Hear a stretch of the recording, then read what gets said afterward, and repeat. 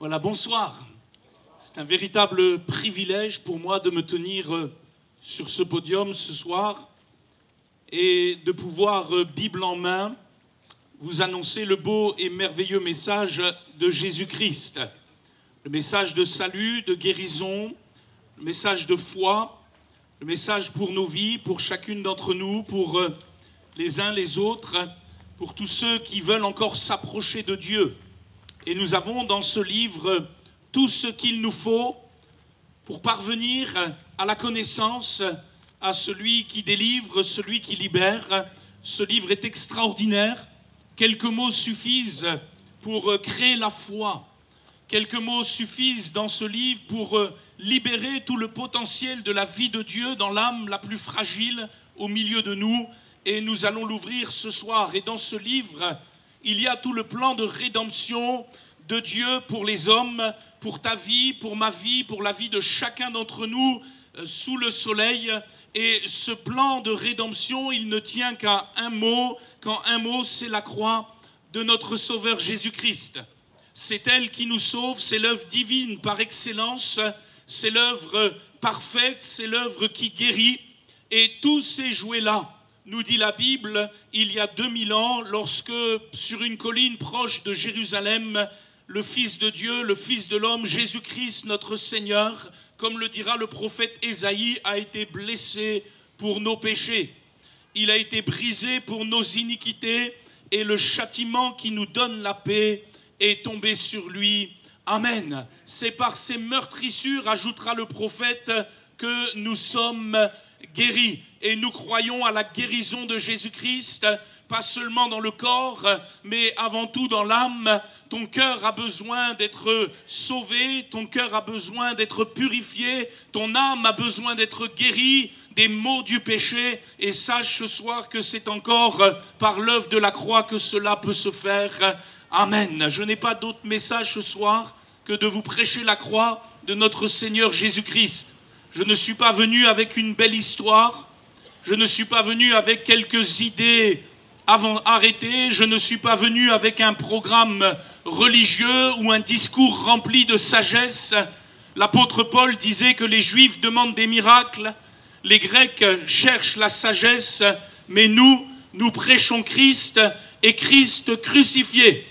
Je suis persuadé qu'il y a dans cet auditoire, dans cet espace public, des gens qui cherchent des miracles. Nous croyons à un Dieu de miracles, mais ce n'est pas le miracle qui fait la vie, c'est l'œuvre de Jésus-Christ dans nos cœurs qui opère ces choses. Il y a des gens qui n'attendent que des signes, que quelque chose de surnaturel pour les convaincre de la folie de leur péché. D'autres sont là comme les Grecs, ils parcourent le monde et les philosophies de ce monde. Ils sont à la recherche du divin, d'une lumière plus grande pour leur esprit. Nous prêchons Christ et Christ crucifié. C'est un scandale pour ceux qui n'attendent que des miracles.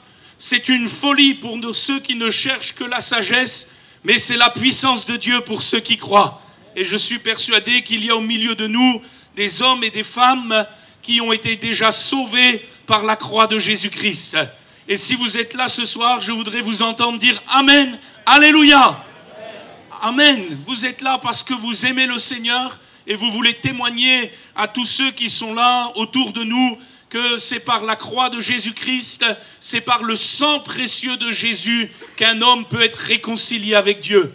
L'apôtre Paul, qui était auparavant un homme blasphémateur, un homme violent, un homme de sang, un persécuteur de l'Église, un homme ingrat, après avoir rencontré Jésus-Christ sur le chemin de Damas, dans une rencontre qui a radicalement transformé sa vie, va laisser par écrit 2 passages merveilleux sur la croix de Jésus dans son épître aux Colossiens, que j'aimerais lire avec vous, pour vous ce soir. Dans le premier chapitre de son écrit, au verset 19 et 20, il dira ceci: « Car Dieu a voulu que toute plénitude habitât en lui.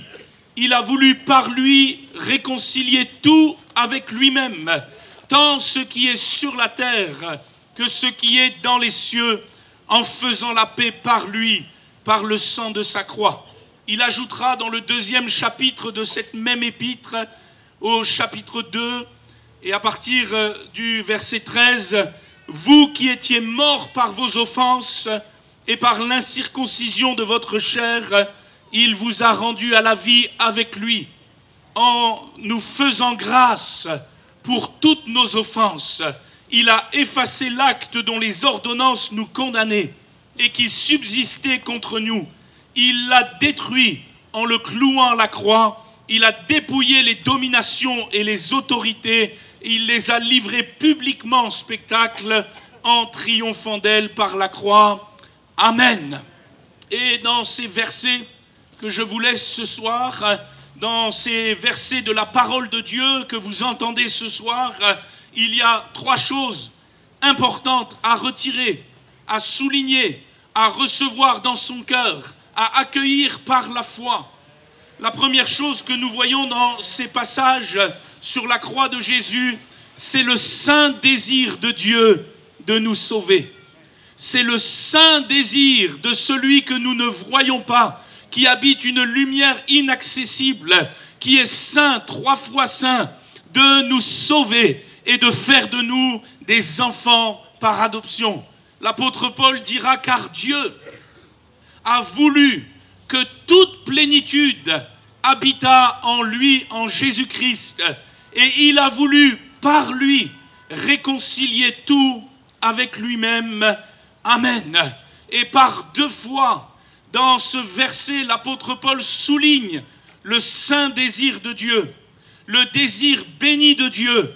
Il a voulu, nous dit l'Écriture, il a voulu que toute plénitude habitât en Jésus. Il est le chemin, il est la vérité, il est la vie. Il n'y a rien en dehors de Jésus-Christ. Jésus est le chemin, Jésus est la vérité, Jésus est la vie. Tout ce qui est de Dieu est en Jésus-Christ.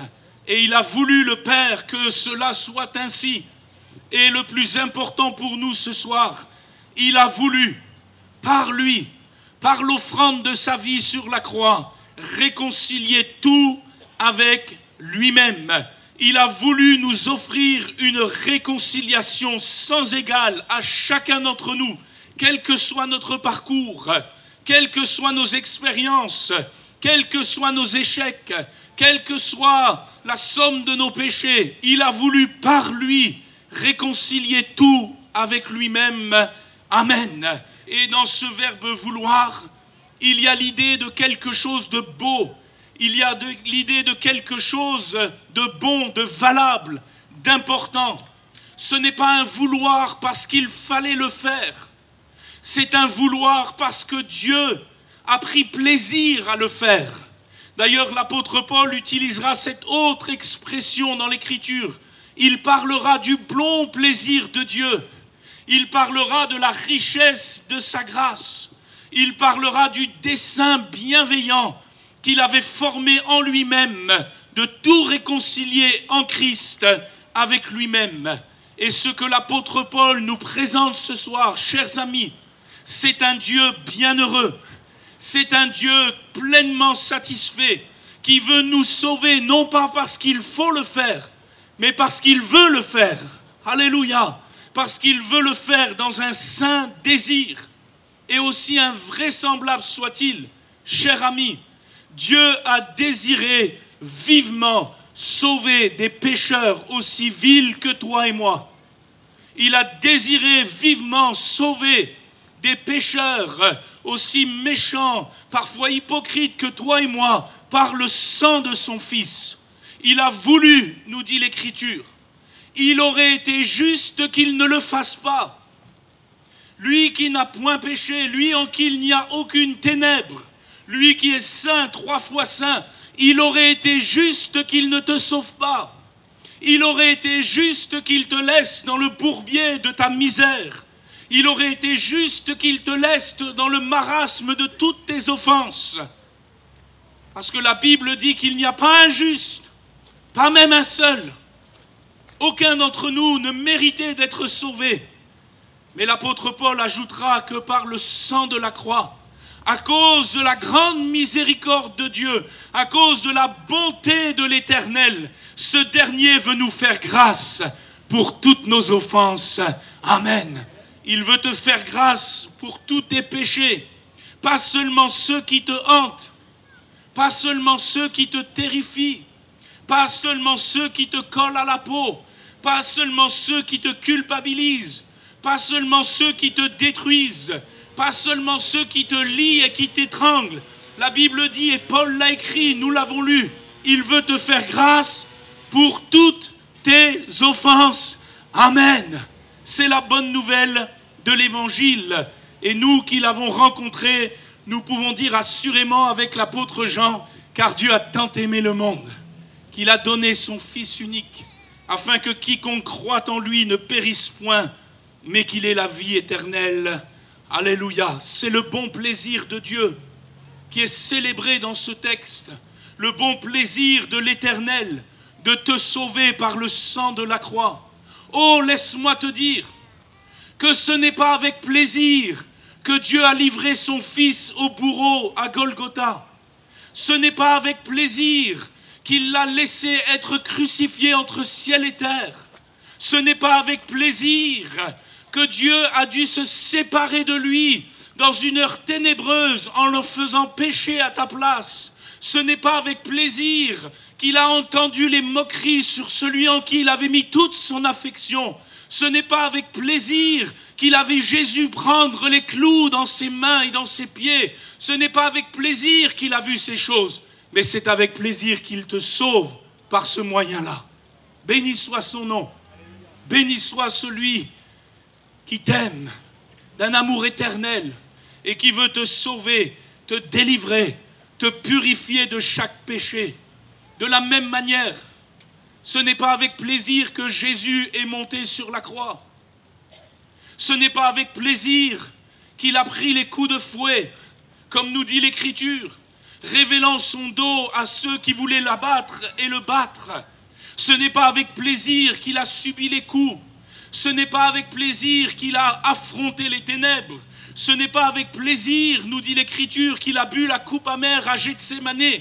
La Bible nous dit même qu'il offrait à Dieu de grands cris et des supplications pour qu'il puisse le sauver. Ce n'est pas avec plaisir qu'il a traversé Golgotha, mais c'est avec plaisir qu'il s'est livré pour toi. C'est avec plaisir qu'il s'est incarné en disant au Père, me voici, ô Dieu, pour faire ta volonté.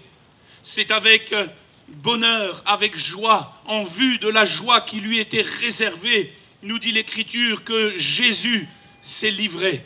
C'est le bon plaisir de Dieu. C'est le saint désir de Dieu. Et cela en dit long sur sa personne. Cela en dit long sur ce qu'il est. Dieu est un Dieu bienheureux. Dieu se réjouit de son salut. Dieu se réjouit de son offre de salut pour tous les hommes. Pour toi qui es sur cette place ce soir, Dieu se réjouit de te voir entendre son évangile. C'est un Dieu bienheureux. Il a un saint désir, celui d'être en communion avec toi par le sang de Jésus appliqué sur ta vie, par le Saint-Esprit. Et cela devrait susciter en toi, jeune homme, jeune fille, toi qui m'écoutes ce soir, de l'émoi, du respect, de la joie pour l'Éternel, parce que c'est un Dieu bienheureux qui se présente à toi. C'est un Dieu bienheureux qui s'offre à toi. Par sa grâce, il veut te donner la rémission de tous tes péchés à cause du sang de Jésus. Ton sacrifice pour que tu puisses te présenter devant lui. Quelqu'un a dit ceci, le bonheur de Dieu représente une part importante de sa gloire et de la plénitude qu'il désire nous faire partager. L'évangile est l'évangile du Dieu bienheureux. C'est réellement une bonne nouvelle que Dieu est glorieusement heureux. En effet, écrit-il, qui voudrait passer l'éternité avec un Dieu triste et insatisfait? Fort heureusement, Jésus nous invite à passer l'éternité avec un Dieu joyeux lorsqu'il proclame « Entre dans la joie de ton Maître ». Amen. Et ce soir, tu peux mettre ton plaisir dans le Seigneur. Sache, jeune homme, jeune fille, maman, papa, personne âgée au milieu de nous, vous qui m'écoutez, sachez que c'est avec bienveillance que Dieu vous traite. C'est avec un saint désir de salut que Dieu a tout mis en œuvre pour vous sauver. il a plu à Dieu de nous sauver par le sang de la croix de Jésus-Christ, malgré la laideur de nos fautes, malgré la laideur de la croix et des ténèbres s'abattant sur la tête du Fils de l'homme, portant notre châtiment. Il a plu à l'Éternel qu'il en soit ainsi. Et Dieu prouve son amour alors envers nous, en ce que, lorsque nous étions encore pécheurs, Christ est mort pour nous. C'est l'œuvre de la croix. Et devant la croix, comment douter d'un Dieu si bon? Comment lever le poing contre le ciel et dire, comme ma grand-mère il y a des années qui avait perdu une petite fille d'une leucémie, il n'y a point de Dieu? Comment douter d'un amour si grand devant Golgotha, devant l'offrande de Jésus-Christ sur la croix? Comment mettre de côté un Dieu si bienveillant?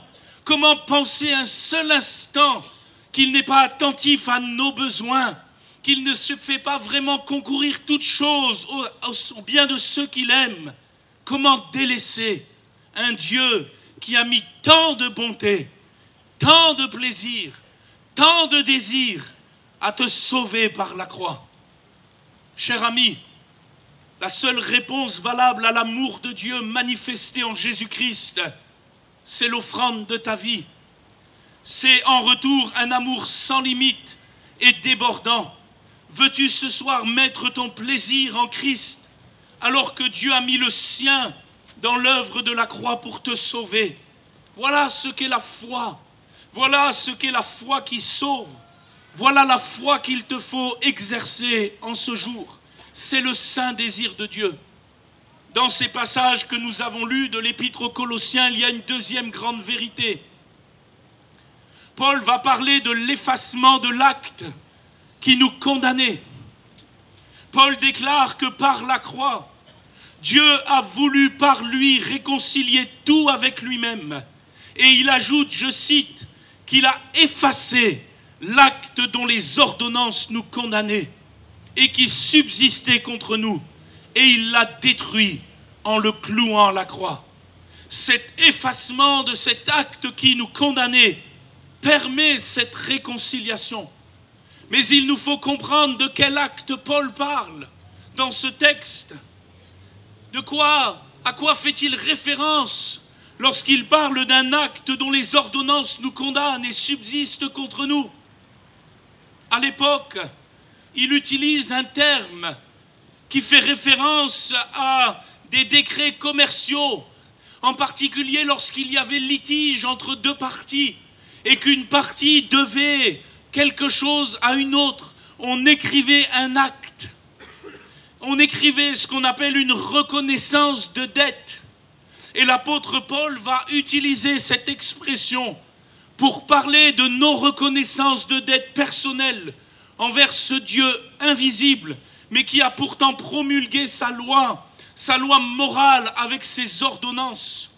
Et la Bible dit, Paul dit, que nous avons chacun pour notre part, à notre insu, rédigé contre nous-mêmes une reconnaissance de dette, un acte qui nous condamne, parce que cette reconnaissance de dette a été signée par tous nos péchés, qui manifeste notre incapacité à le glorifier, à marcher pour lui, à vivre en tant que créature soumise à son pouvoir. Paul parlera de nous comme étant insensés, désobéissants, égarés, asservis à toute espèce de convoitise, de volupté, vivant dans la méchanceté et dans nos vies, dignes d'être haïs, nous haïssant les uns les autres. Et à cause de ces choses, nous avons tous une reconnaissance de dette dans le ciel. Mais puisque la bonté de Dieu a été manifestée en Christ, puisque ce dernier a pris sur lui tout le châtiment qui nous était destiné, ceux qui croient voient cet acte rendu caduc, voient cet acte être déchiré, voient cet acte être annulé, voient cet acte être détruit, comme lorsque l'on déchire ou que l'on jette au feu une reconnaissance de dette lorsque celle-ci a été pleinement acquittée. C'est l'œuvre de la croix, et seulement l'œuvre de la croix, qui permet à cet acte d'être déchiré. Paul va même aller plus loin en disant que cet acte qui nous condamnait, cet acte qui te condamne, Jésus l'a cloué à la croix. Et il fait référence ici encore à quelque chose de particulier à l'époque. Du temps des Romains, toute crucifixion se devait d'exposer le motif de la condamnation. Au-dessus de la tête du crucifié, on a posé ce qu'on appelait un titulus, un acte de condamnation sur lequel était mentionné le motif clair pour lequel le condamné subissait la croix. Dans le cas de Jésus, dans le cas du Fils de Dieu, la Bible nous dit que Pilate, gouverneur de l'époque, n'a trouvé aucun motif de condamnation. Il n'a trouvé en Jésus-Christ aucun acte pour le condamner, pour l'exposer à la crucifixion. Mais il l'a crucifié en affichant au-dessus de sa tête un écriteau qui était écrit en hébreu, en grec et en latin pour que tous le voient. Jésus-Christ, roi des Juifs. Et c'est en homme pur, c'est en homme parfait que Jésus est mort sur la croix. Il n'a pas eu un acte pour lui-même au-dessus de sa tête. Il a été exposé simplement sa seigneurie, sa victoire, son triomphe. Mais l'apôtre Paul nous dit dans ce texte que spirituellement parlant, à ce moment-là, tous nos actes, tous nos titulus, tous nos actes de condamnation étaient sur la tête de Jésus. Tous les motifs qui nous condamnaient étaient sur lui. C'est ce que prophétisera Ésaïe 700 ans avant la venue de Jésus. Il dira, ce sont nos souffrances qu'il a portées. C'est de nos douleurs qu'il s'est chargé. Et nous l'avons considéré comme puni, frappé de Dieu et humilié. Mais il était blessé pour nos péchés, brisé pour nos iniquités. Le châtiment qui nous donne la paix est tombé sur lui. Et c'est par ses meurtrissures que nous sommes guéris.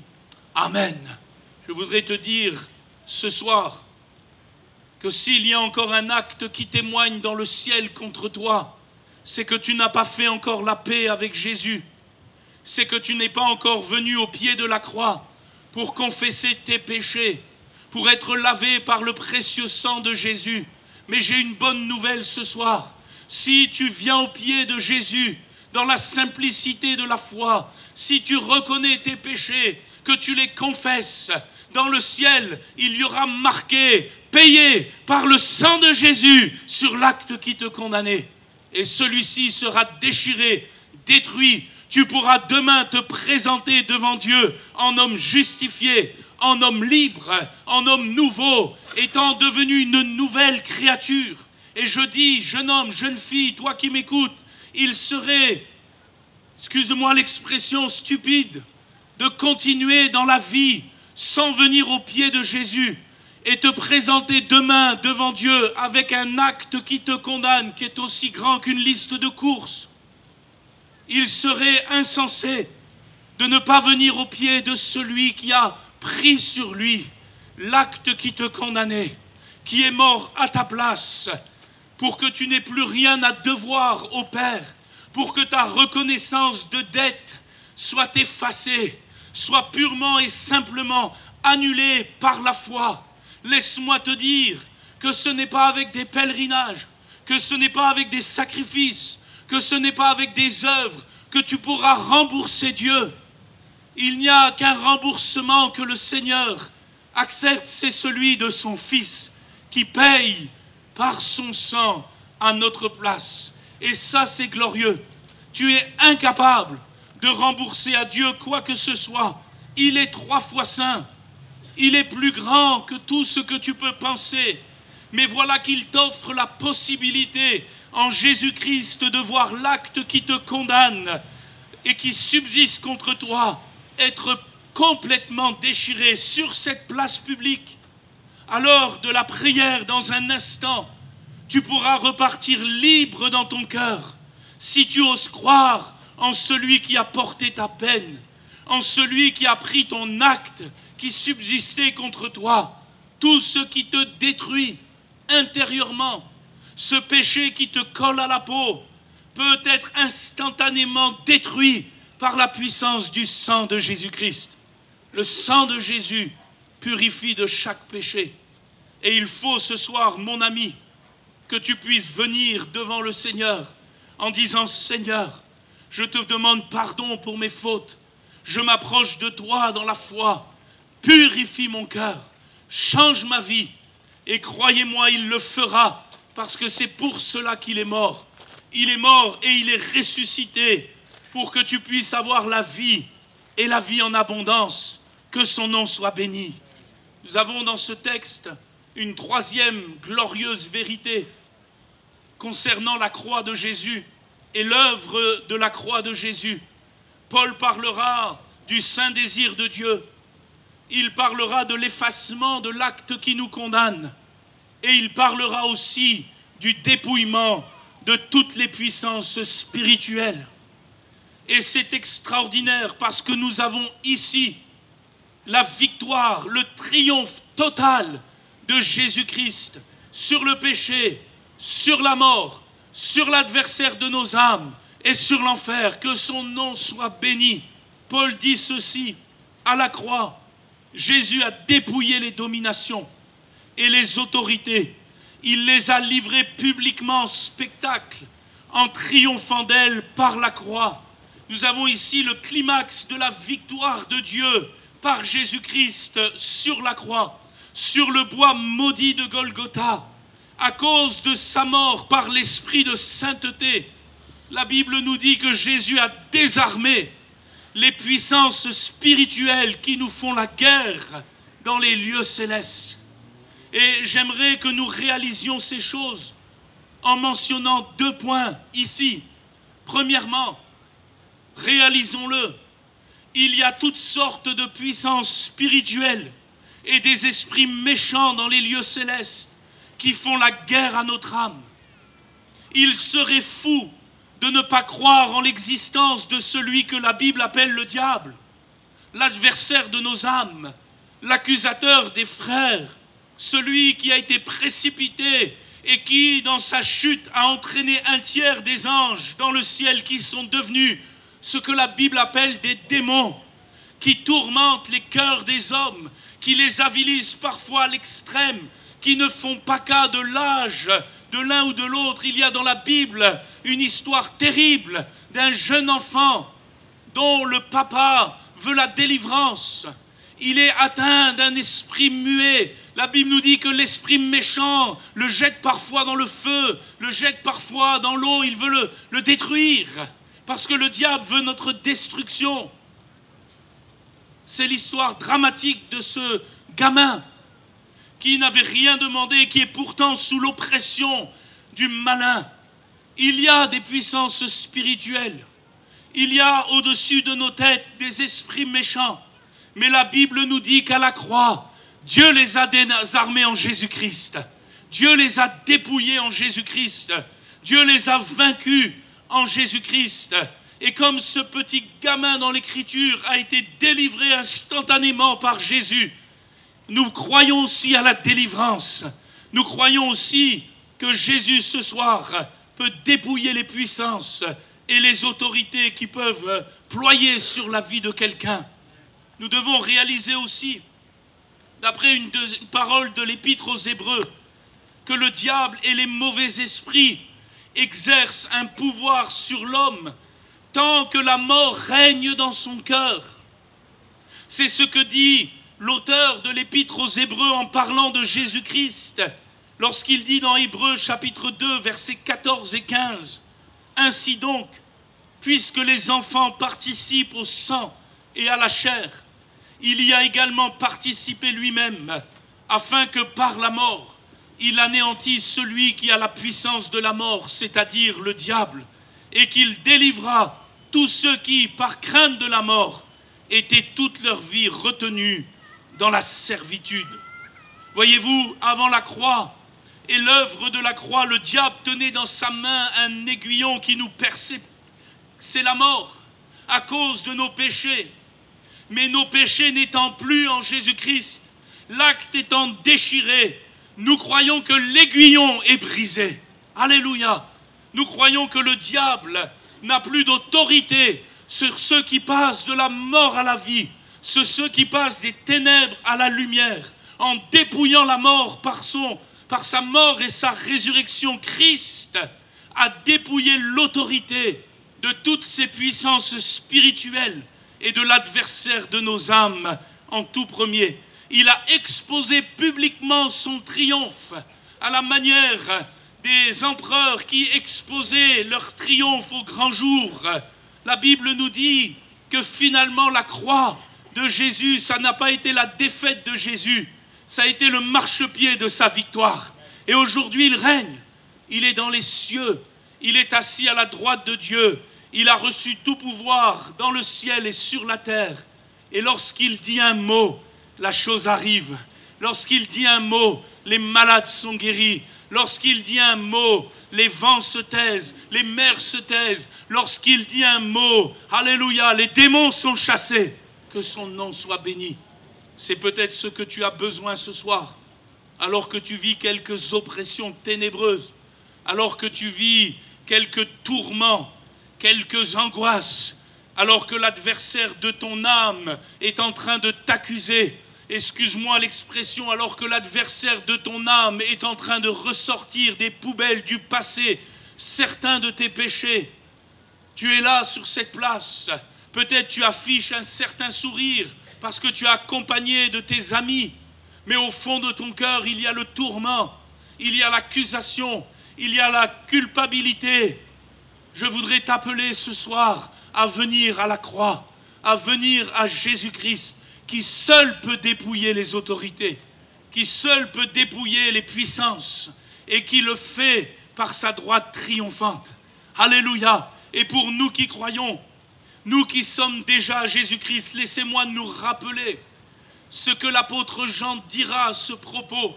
Il dira que ceux qui sont nés de Dieu ne pêchent point, mais ils se gardent eux-mêmes.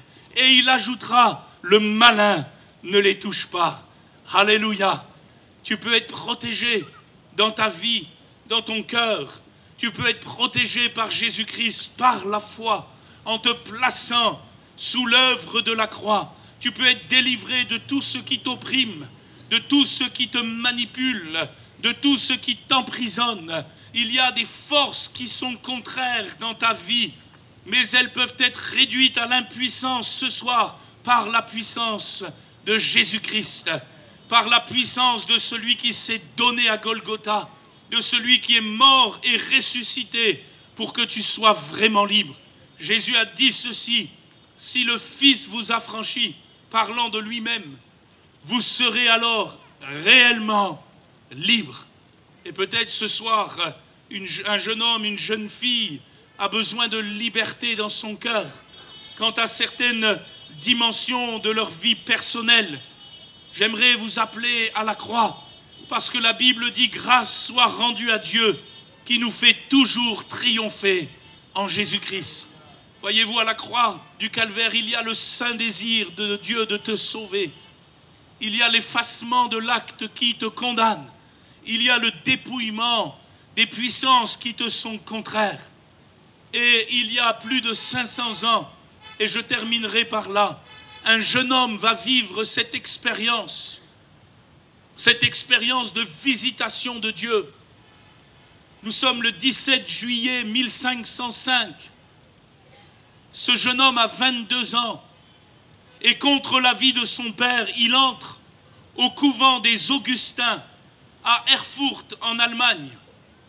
Sa décision, elle est motivée par plusieurs choses, plusieurs événements qui lui sont arrivés depuis quelques années, quelques maladies qui se sont accumulées dans sa vie, une épouvante due à une peste meurtrière, un accident sanglant et surtout un coup de tonnerre qui a frappé sa vie et qui a menacé de le tuer non loin d'Erfurt.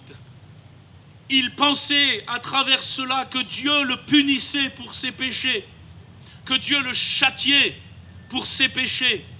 Et ce jeune homme était nerveux, tourmenté, et il voulait faire pénitence. Il avait décidé de faire pénitence par le seul moyen qu'il croyait bon à ce moment-là, devenir moine, se faire moine, entrer dans un monastère. Et le nom de ce jeune moine de 22 ans va bientôt résonner dans toute l'Europe. Il s'agit de Martin Luther, de celui qui amènera la réforme, celle que nous prêchons encore ce soir, la réforme des cœurs qui doivent revenir à la parole de Dieu. Que s'est-il passé? Il est arrivé au couvent des Augustins et au lieu d'y rencontrer Dieu, il n'y trouve que plus de terreur, plus de doute. Il est consciencieux, il désire se racheter, il est zélé, mais il a toujours le sentiment de ne pas parvenir à plaire à ce Dieu qu'il perçoit comme implacable, qu'il craint et qui quelque part est à la fois. Les crises d'angoisse se font de plus en plus fréquentes en lui, de plus en plus pressantes. Pour les apaiser, le jeune moine multiplie les actions de pénitence, les actions d'expiation, sans que celles-ci ne le calment. Bien au contraire, car ce ne sont que des actions purement humaines. Et que faire face à un Dieu si saint, si juste? Luther le comprend. Jamais il ne pourra être accepté d'un tel Dieu de la sorte, impitoyable, rigoureux dans le décompte de ses péchés. Jamais il ne pourra atteindre le salut promis. Il est angoissé. Il ne sait que faire. Et malgré lui, le vicaire général du couvent va lui donner l'enseignement du livre des psaumes et l'enseignement de l'épître aux Romains à partager et à préparer. Il va alors plonger ses regards dans la loi parfaite, la loi de la liberté. Il va ouvrir le Saint-Livre, il va lire tous les psaumes, il va lire l'épître aux Romains. Et dans le premier chapitre, dans sa lecture du premier chapitre de l'épître aux Romains, il est saisi par l'Esprit de Dieu. À un moment donné, au verset 17, l'apôtre Paul, celui qui avait cumulé plus de péchés peut-être que nous tous, celui qui se considérait comme le pire des pécheurs avant sa conversion, avait écrit ceci: le juste vivra par la foi. Il avait aussi écrit, ce même apôtre Paul, dans Éphésiens chapitre 2, verset 8, que vous êtes sauvés par la grâce, par le moyen de la foi, et que cela ne vient pas de vous, c'est le don de Dieu. Et il y a un déclic dans la vie de Martin Luther. Il y a, excusez-moi l'expression, l'ampoule qui s'allume. Il commence à comprendre que ce ne sont pas des efforts humains, sans cesse défectueux, qu'il nous faut pour plaire à Dieu, mais que c'est simplement la manifestation de la foi dans la grâce de Dieu, la main tendue d'un pécheur qui se repent et qui vient comme un enfant devant son Père recevoir la rémission de tous ses péchés. Il dira, Martin Luther, que cette expérience a été comme son chemin de Damas pour lui. Ça a été ce moment-là où ce jeune homme a été terrassé par l'amour de Dieu, par la bénédiction de Dieu, qui, malgré la somme de ses péchés, lui faisait grâce pour toutes ses offenses, à cause du sang de Jésus. Voyez-vous, et je voudrais terminer par là, vous ne pourrez jamais rien offrir à Dieu pour vous racheter. La seule chose que Dieu accepte, c'est le sang précieux de son Fils sur la vie de ceux qui croient. C'est la seule chose que le Seigneur l'Éternel agrée.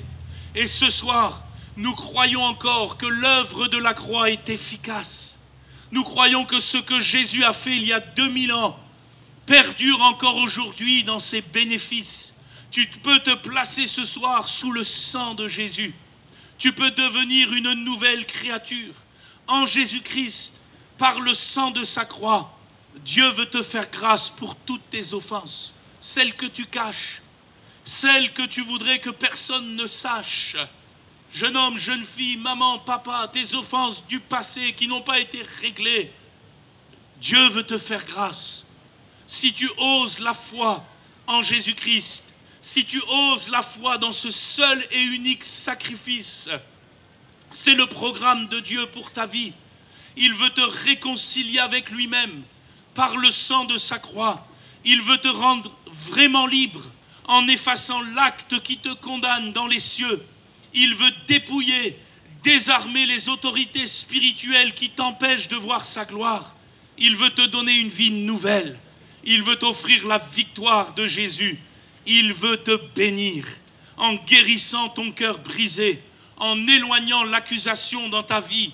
Il veut te délivrer de toute angoisse, de toute crainte. Il veut te donner la paix qui surpasse toute l'intelligence. Il veut t'accorder sa pleine et entière bénédiction au-delà même de ce que tu imagines, de ce que tu espères. La seule question, c'est est-ce que tu veux croire? Est-ce que tu veux t'approcher de Jésus? Est-ce que tu vas oser venir au pied de la croix, de cette œuvre qui demeure dans les cieux, parce que c'est par l'Esprit éternel que Jésus-Christ s'est offert, de cette œuvre bénie, de cette croix qui reste toujours debout? Vas-tu t'approcher dans la simplicité de la foi ce soir? Vas-tu mettre ta confiance dans ce Sauveur unique et précieux? Vas-tu ouvrir ton cœur pour que Dieu applique par son esprit les bénéfices de cette œuvre divine de la croix dans ta vie? Nous allons fermer nos yeux ce soir. Je vous inviterai à prier le Seigneur